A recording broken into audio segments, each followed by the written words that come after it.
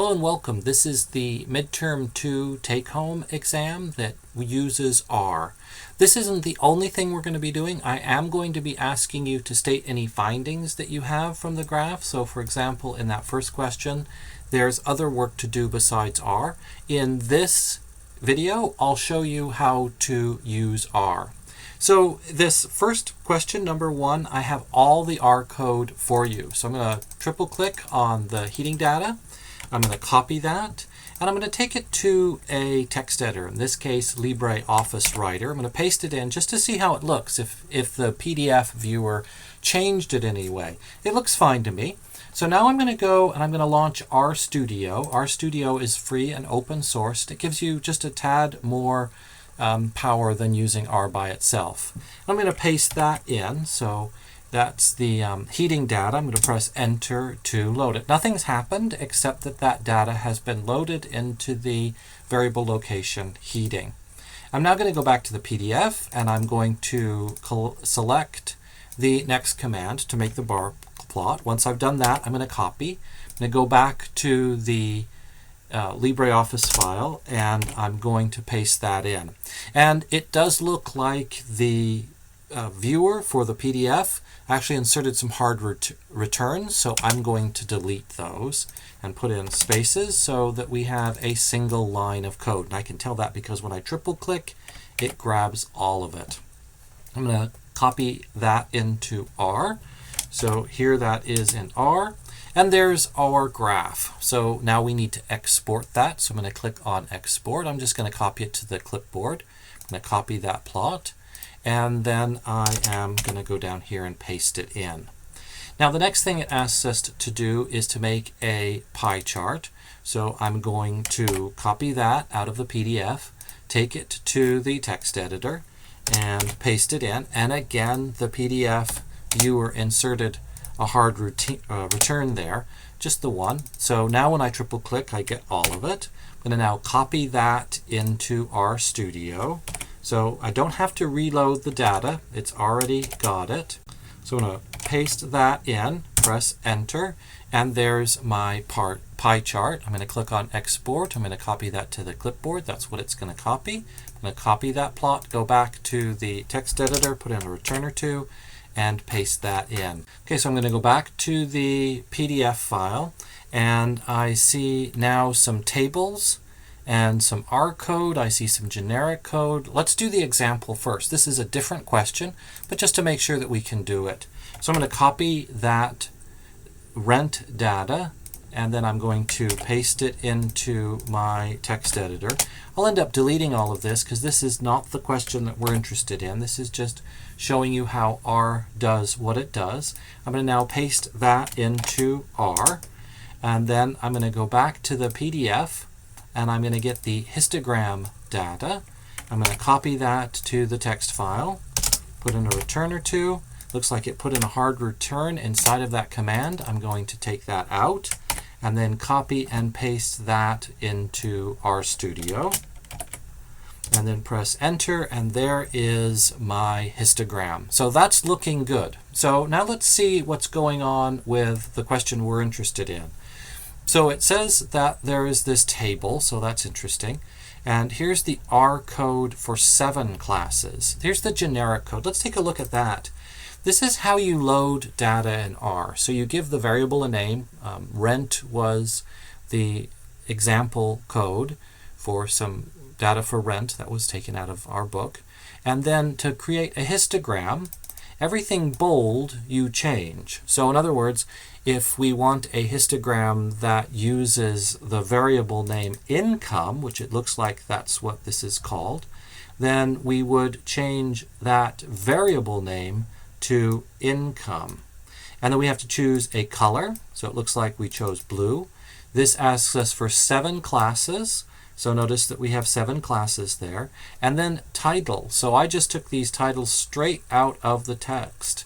So the median income of females. And I made that, the first words capitalized so it looked good. And then in each state of the United States. So let's take this and let's plug it in. Notice here's the table.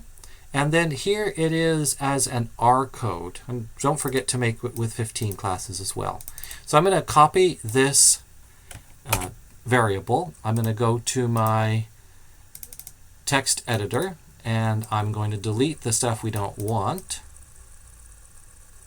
And having done that, I'm going to paste in the stuff we do want, which is the data for the median income in each of the 50 states.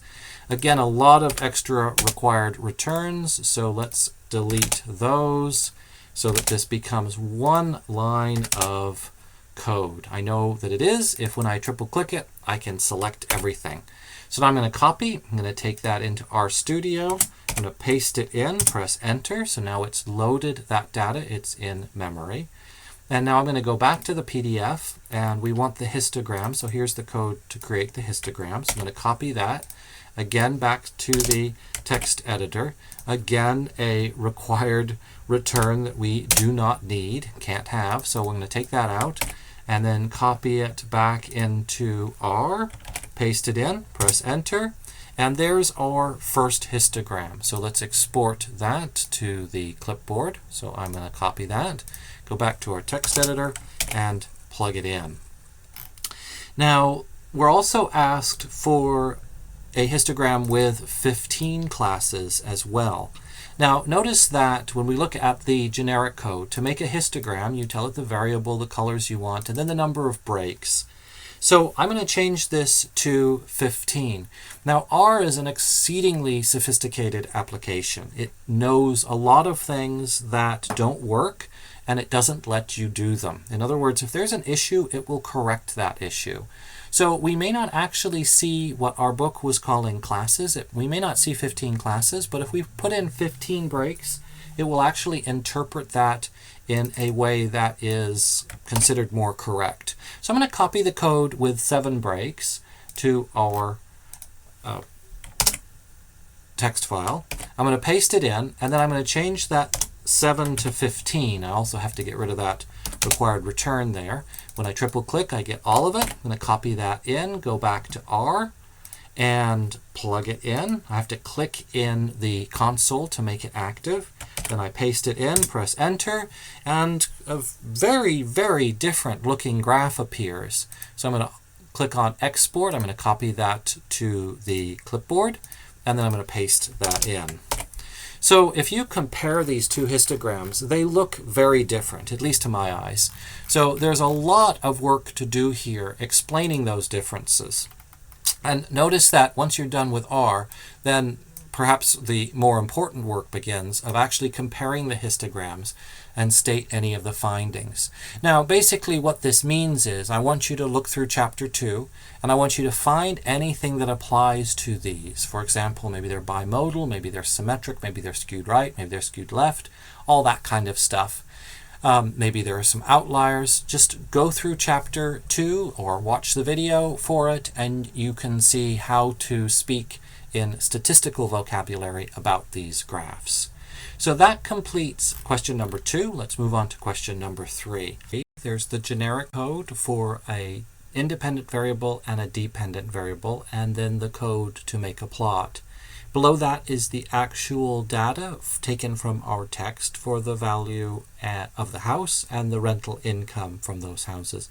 And order matters here, so we'll just copy and paste it in order. Let's start with the independent variable. So I'm going to select value. I'm going to copy that and take it to my text editor. Then I'm going to delete those extra hard returns. We don't need them. We want one line of command. So when I triple click, I select all of it. I'm going to copy that and take it to RStudio, paste that in, and now we've got the value data. Let's go back to our PDF and let's grab the rental data. I'm going to paste that into the LibreOffice file. I'm going to delete those required returns, and so that this is just one line of code. Triple click to copy or to select all of it, then copy it, and let's paste it into RStudio. So now our rental income and our value of the house income is there. Let's select the generic code for making a scatter plot. Let's paste that into our text editor. The independent variable is our value. That's what we named it. The rental income is our dependent variable, so we'll paste that in. Let's get rid of these required returns while we see it. It just looks silly to have them broken in the middle like that.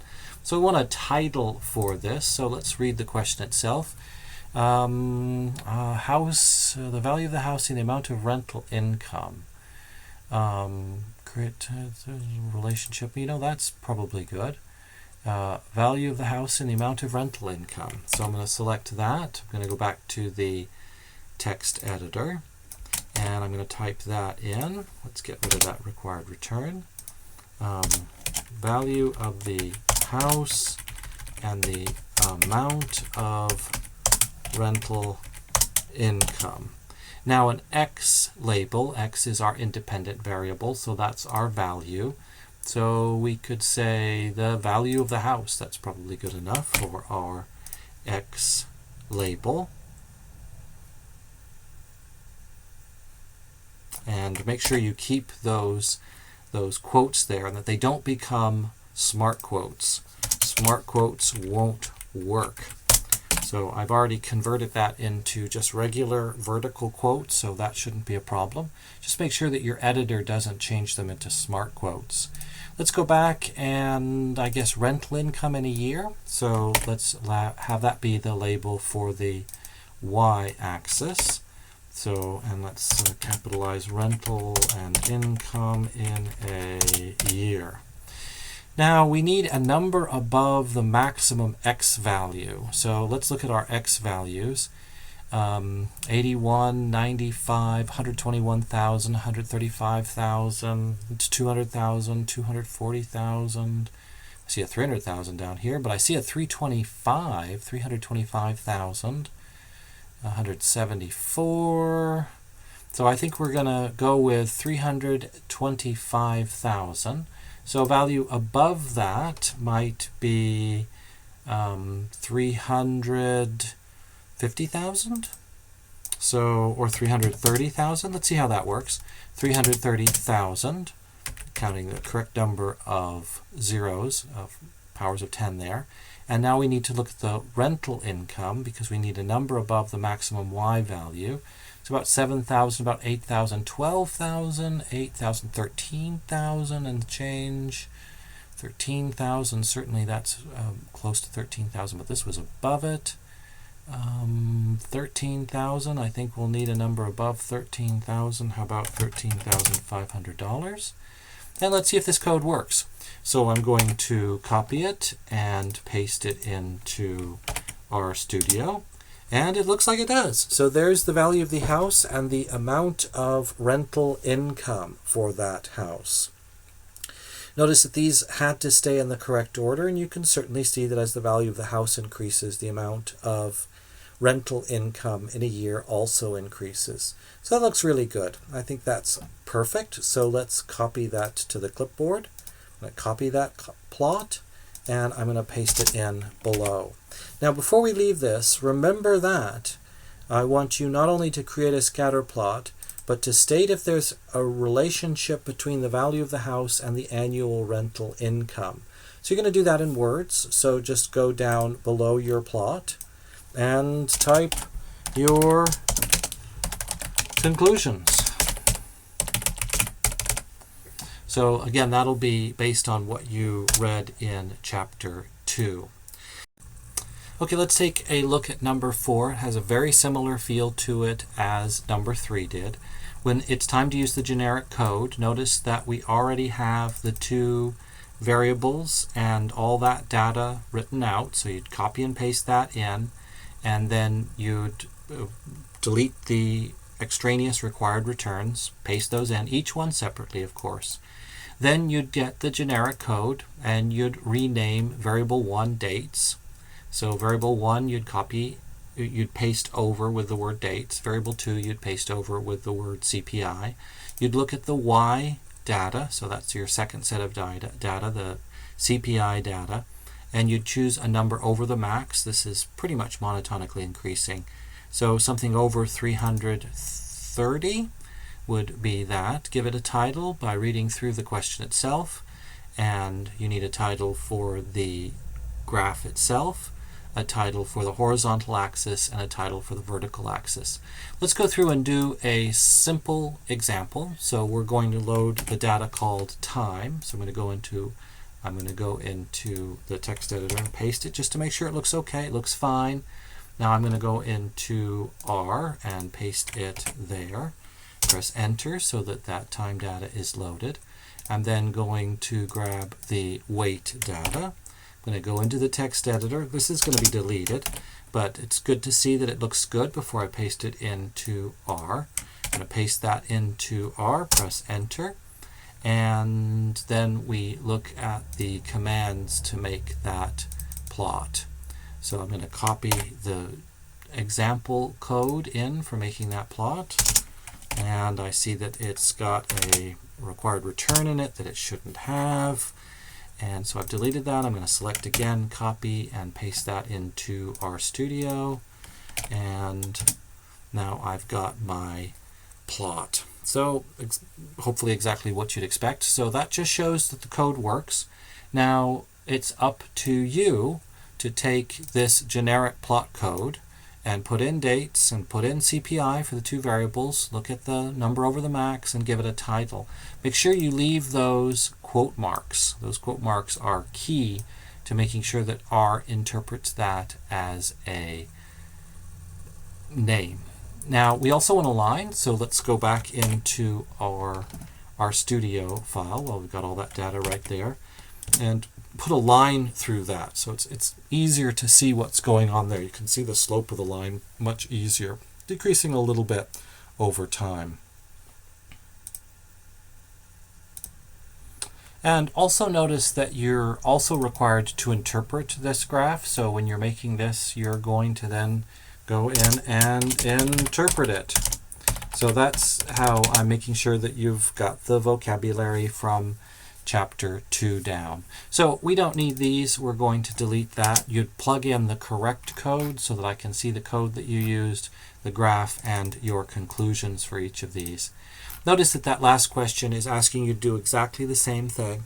It's now asking for a time series plot for the median income over time.